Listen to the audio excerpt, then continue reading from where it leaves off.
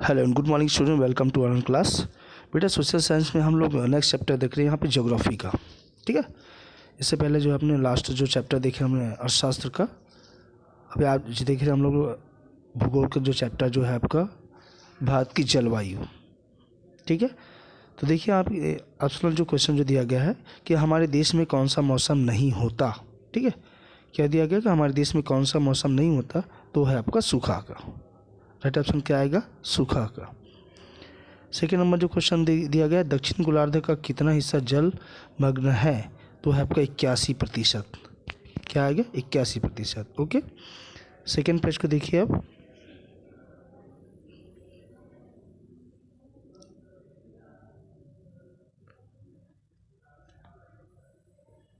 ये पिक्चर आपको समझ में नहीं आएगा तो मैं दूसरे भेज दूंगी इनको। ठीक है, सुन लेते पहले।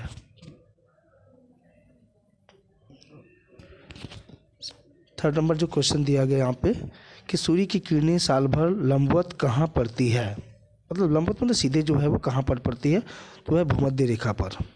कहाँ पर पड़ती है? भूमध्य रेखा पर, मतलब आपका सी नंबर ऑप्शन। अगला क्वेश्चन है, धरातल से ज्यों ज्यों ऊंचाई पर जाते हैं तापमान होता है, क्या होता है? घटता है। क्या होता है? घटता है। आपका बी ऑप्शन है। उसके बाद पाँचवा नंबर क्वेश्चन है, समुद्र के किनारे की जलवायु होती है सम। समुद्र किनारे की जलवायु जो होती है वो होती है सम, ए ऑप्शन। छठवां नंबर जो क्वेश्चन है, भारत में उष्णकटिबंधीय मानसूनी जलवायु किसके कारण है, तो है आपका हिमालय की स्थिति के कारण। क्या आएगा? हिमालय की स्थिति के कारण। ठीक है, फिर सातवां नंबर जो क्वेश्चन है देखिए यहाँ पे, जब तापमान अधिक होता है तो वायु दाब कम होता है। क्या होता है? कम होता है।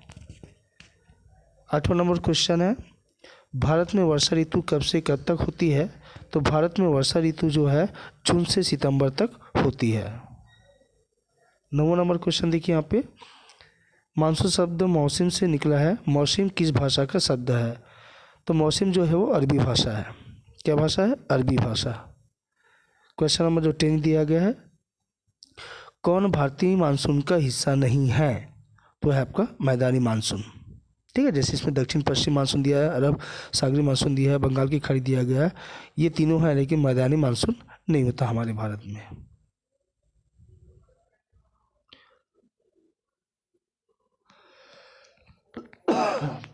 ग्यारहवां नंबर क्वेश्चन देखिए, निम्नलिखित में से कौन जलवायु को प्रभावित नहीं करता, तो है आपका जलवायुवेत्ता। ठीक है, आपका जो है बी ऑप्शन जो दिया गया है जलवायुवेत्ता, वो नहीं है। 12 नंबर जो क्वेश्चन है, छत्तीसगढ़ में किस माह में सर्वाधिक तापमान दर्ज किया जाता है, तो छत्तीसगढ़ में जो है मई के महीने में जो होता है सर्वाधिक तापमान दर्ज किया जाता है। 13 नंबर जो क्वेश्चन है, भारत में मानसून का आगमन किस माह में होता है, तो भारत में मानसून का आगमन जो है वो जून में होता है। 14 नंबर क्वेश्चन देखिए, सामान्यतः ऊंचाई के साथ तापमान घटता है। 15 नंबर जो क्वेश्चन है देखिए आपका, संसार का सर्वाधिक वर्षा वाला स्थान किस देश में है, तो वह है आपका भारत में। ठीक है, तो इस तरीके से ये आपका ऑप्शनल क्वेश्चन हुआ। उसके बाद देखिए यहाँ पे खालिस्तान जो दिया हुआ है, भारत के उत्तर पूर्वी राज्य खालिस्तान में एक दिन में ही उतनी वर्षा हो जाती है जितनी राजस्थान के जैसलमेर में 10 सालों में होती है, तो आपका मेघालय। दीर्घकालीन मौसम का अर्थ है खालिस्तान वर्ष से अधिक समय का औसत आता है, तो वहाँ खालिस्तान में आएगा आपका 30। उत्तरी गोलार्ध का खालिस्तान प्रतिशत भाग जलमग्न है, वहाँ पे आएगा 39। वायुमंडल का निचला भाग खालिस्तान से अधिक है और ऊपरी भाग कम प्रभावित होता है, तो वहाँ पे आएगा विकिरण। हिमालय की उच्च पर्वत श्रेणियों के कारण खालिस्तान की ठंडी हवाएं भारत में प्रवेश नहीं करती है, तो है आपका मध्य एशिया। उसके बाद ये थर्ड नंबर जो पेज देखिए, 6 नंबर क्वेश्चन, 21 जून को सूर्य कर्क रेखा पर खालिस्तान होता है, तो वहाँ पे आएगा आपका लंबवत। 21 जून को सूर्य जो होता है कर्क रेखा पर लंबवत होता है, सीधी पड़ती है। 7वां नंबर क्वेश्चन, खालिस्तान को छत्तीसगढ़ का शिमला कहा गया है या कहा जाता है, तो है आपका मैन पार्ट को छत्तीसगढ़ का शिमला कहा जाता है। ग्रीष्मकाल में उत्तरी भारत में चलने वाली गर्म एवं शुष्क पवनों को खालिस्तान कहते हैं, तो वहाँ पर लू। क्या आएगा, लू। ठीक है, इसी प्रकार जो है आपका 9वां नंबर जो क्वेश्चन जो है, 9वां नंबर जो क्वेश्चन है उसमें आएगा आपका 1 डिग्री सेल्सियस। 10वें नंबर पे आएगा काल बैसाखी और 11वें नंबर पर आएगा आपका 1080 और 12वां नंबर जो दिया गया है उस 12वें नंबर पर आएगा आपका आम्रवृष्टि। ग्रीष्म ऋतु के अंत में केरल और कर्नाटक के तटीय भागों में मानसून से पूर्व होने वाली वर्षा को खालिस्तान कहते हैं, तो आम्रवृष्टि कहते हैं। वृष्टि मतलब होता है वर्षा। ठीक है, इसके बाद देखिए सीधा आंसर क्वेश्चन में आते हैं हम लोग। ये सॉरी, उस सही जोड़ी पे देख लीजिए। सही जोड़ी में देखिए सर्वाधिक वर्षा वाला क्षेत्र जो है वो आपका पूर्वोत्तर भारत। सर्वाधिक वर्षा वाला क्षेत्र क्या आएगा आपका, पूर्वोत्तर भारत। ठीक है, ये उसके बाद सबसे कम वर्षा वाला जो क्षेत्र जो है आपका थार का मरुस्थल। उसके बाद गर्म हवाएं लू, ये है आपका उत्तरी भारत। सम जलवायु जो है आपका भारत के समुद्री तटीय क्षेत्र। और चक्रवाती वर्षा जो होता है आपका बी ऑप्शन है कोरोमंडल तट। ठीक है, अब उसके बाद देखिए क्वेश्चन नंबर फर्स्ट, आपके यहाँ किस महीने में सबसे अधिक वर्षा होती है। तो हमारे यहाँ अगस्त माह में सबसे अधिक वर्षा होती है, क्योंकि इस समय यहाँ अरब सागर का मानसून सक्रिय रहता है, साथ ही बंगाल की खाड़ी का मानसून पश्चिम उत्तर के पर्वतों से टकराकर अगस्त माह में इस क्षेत्र में आ जाता है। अतः अगस्त माह में हमारे यहाँ सबसे अधिक वर्षा होती है। सेकेंड नंबर जो क्वेश्चन दिया गया है, वर्षा होने पर आपके आसपास क्या क्या परिवर्तन दिखाई देता है। तो वर्षा होने पर हमारे आसपास कई परिवर्तन दिखाई देते हैं, जैसे ज़मीन पर हरी हरी घास उगने लगती है, पेड़ों पर हरियाली छा जाती है, किसान अपने खेतों की जुताई करके उसमें बुआई शुरू कर देते हैं, बारिश में ही धान की बुआई होती है। ठीक है, तो इस पेज में जो है आपका खालिस्तान के बाद ये आंसर दिस क्वेश्चन और मैच द कॉलम है। फिर अगला पेज देखिए यहाँ पे,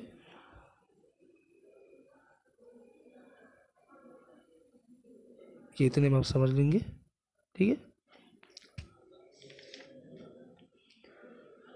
उपरोक्त तालिका को देखकर निम्न प्रश्न का उत्तर दीजिए। तो ये गतिविधि संबंधी जो क्वेश्चन इनको छोड़ देंगे, डायरेक्ट यहाँ पे क्वेश्चन नंबर 4 में आते हैं।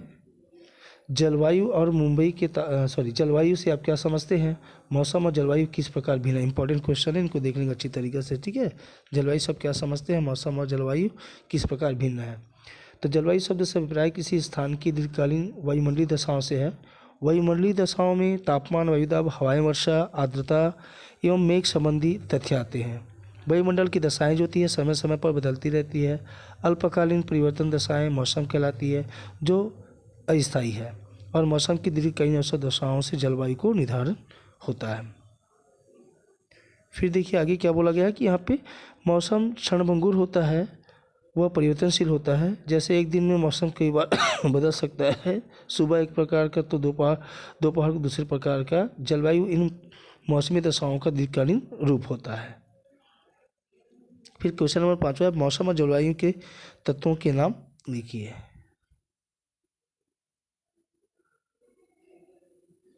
देखिए यहाँ पे मौसम और जलवायु के तत्वों के नाम, तापमान, वर्षा जलवायु के प्रमुख तत्व है। इसके अलावा वायुदाब, पवन, आर्द्रता, बादल जलवायु की अन्य महत्वपूर्ण तत्व है। क्वेश्चन नंबर जो 6 है उनको देखिए। आप अपने आसपास के मौसम में किन कारणों से परिवर्तन देखते हैं, अनुभव के आधार पर लिखिए। तो हम अपने आसपास के मौसम में जो है निम्नलिखित कारणों परिवर्तन देखते हैं। पहले ये कि कर्क रेखा हमारे राज्य के मध्य से गुजरती है और इस कारण हमारे आसपास गर्मी अधिक होती है। वैसे गर्मी का मौसम 4 महीने का होता है, लेकिन हमारे यहाँ 4 महीने से अधिक गर्मी पड़ती है। दूसरा नंबर जो पॉइंट देखिए यहाँ पे, अधिक गर्मी के कारण हमारे आसपास उमस भरा मौसम रहता है। जुलाई से सितंबर बीच में बारिश और तेज़ धूप के कारण जो है उमस ज़्यादा होता है। थर्ड नंबर देखिए आप पे, मार्च के बाद से ही हमारे आसपास गर्मी बहुत तेज़ होने लगती है, लेकिन जून से हमारे आसपास वर्षा होने लगती है और यहाँ पर्याप्त वर्षा लगभग जो है 200 सेंटीमीटर से भी अधिक होती है। इसी प्रकार जो बेटा चौथा नंबर जो पॉइंट दिया है कि यहाँ ठंड कम पड़ती है, केवल दिसंबर और जनवरी माह में ठंड थोड़ी अच्छी पड़ती है, दिसंबर और जनवरी माह में। क्वेश्चन नंबर जो सातवां देखिए, दक्षिण पश्चिम मानसून से किन किन देशों में वर्षा होती है, अपने शिक्षक से मानचित्र के से पता करें। तो गतिविधि संबंधी क्वेश्चन इनको छोड़ देंगे। फिर देखिए आगे जो क्वेश्चन नंबर जो आपका 8, तापमान और वर्षा जलवायु के प्रमुख तत्व हैं, ये आपको किस प्रकार प्रभावित करते हैं? तो तापमान और वर्षा ये दोनों जलवायु के प्रमुख तत्व हैं और ये दोनों जो है मानव जीवन को सर्वाधिक प्रभावित करते हैं। वर्षा हमें बहुत प्रभावित करती है, वर्षा से ही हमें जल प्राप्त होता है, वर्षा के बाद ही हम फसलों को की बुआई करते हैं। जिस वर्ष वर्षा अच्छा होती है उस वर्ष फसलों का उत्पादन भी अच्छा होता है, लेकिन जिस वर्ष पर्याप्त वर्षा नहीं होती उस साल फसल अच्छी नहीं होती। कम वर्षा से हमारा जीवन जो है वो अस्त व्यस्त हो जाता है। जनवरी के बाद पीने के पानी तक की भी कमी होने लगती है।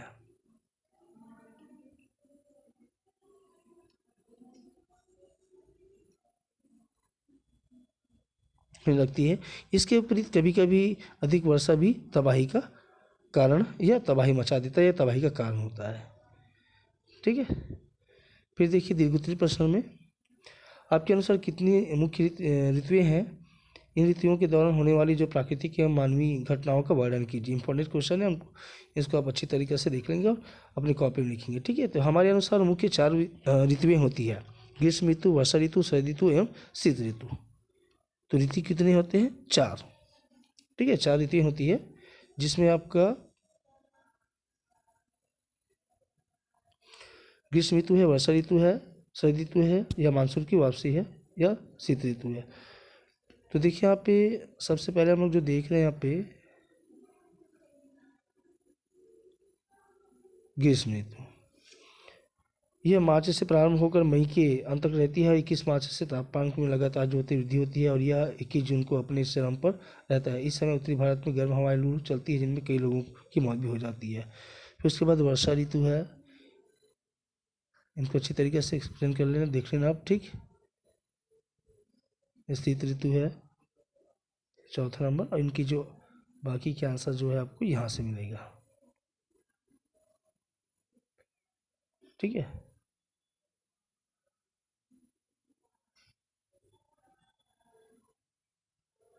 Okay, that's all.